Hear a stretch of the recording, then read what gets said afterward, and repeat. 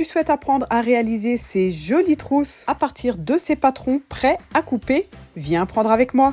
Pour la réalisation de ta trousse, tu as besoin du coupon principal, d'un coupon de thermocollant de la même taille et le coupon en watine de la même taille. Et si tu as un kit prêt à coudre, la doublure est déjà incluse. Il te faut aussi une fermeture à glissière. Je te rappelle qu'il existe 2 tailles de trousse déclinées dans plusieurs imprimés. Sur l'envers de ton tissu principal, fixe ton thermocollant. Des petites pressions à faire chaud de 8 secondes et laisse refroidir. Puis découpe sur les pointillés. Tu peux aussi découper ta doublure et la laisser de côté. Si tu n'en as pas, utilise le gabarit de ton coupon principal comme patron. Fixe ta trousse sur la watine et passe une couture de maintien tout autour. Et si tu choisis de matelasser ton coupon, voici ce que ça donne. Et maintenant, coupe l'excédent de watts. Positionne ta fermeture à glissière comme ceci, endroit sur endroit. Puis fixe-la jusqu'à l'extrémité de la trousse et pique tout du long. N'oublie pas de remplacer ton pied par le pied à zip et d'ouvrir le curseur pour piquer. Positionne ta doublure endroit sur endroit, fixe et repique au même endroit. Tu peux retourner ton ouvrage pour piquer sur la couture précédente. Fais ressortir la fermeture et repasse des 2 côtés. Puis surpique le long du zip pour bien fixer les 2 tissus de chaque côté. Et là, les finitions sont juste trop belles. Plie ta trousse en 2 et endroit sur endroit, fais bien correspondre les bords face à face. Pas trop comme ça,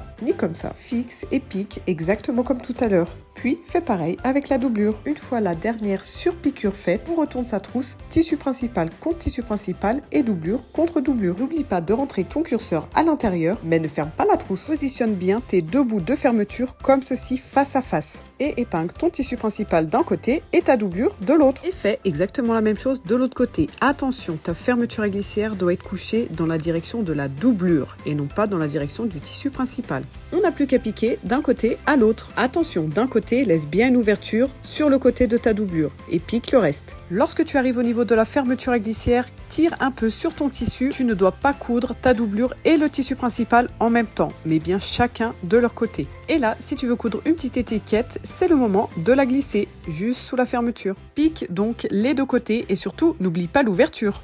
Il faut maintenant créer le fond de la trousse. Pour cela, ouvre tes valeurs de couture au fond et ferme la petite bouche comme ceci en appuyant de chaque côté. Tu dois obtenir un plat et piquer à 1 cm. Fais cette opération sur les 4 coins. Coupe l'excédent de la fermeture à glissière sans couper au ras. Puis, utilise ton ouverture pour retourner toute la trousse sur l'endroit. Utilise l'ouverture pour pousser dans les angles avec tes doigts. Et fais bien ressortir la fermeture de chaque côté. La trousse est terminée. Il ne reste plus qu'à fermer l'ouverture à la main ou à la machine. Et la voici tout aussi belle à l'intérieur qu'à l'extérieur. J'espère que tu as apprécié ce tutoriel et qu'il t'aura aidé dans le montage de ta trousse. Like, commente, partage cette vidéo et n'oublie pas de t'abonner. À bientôt!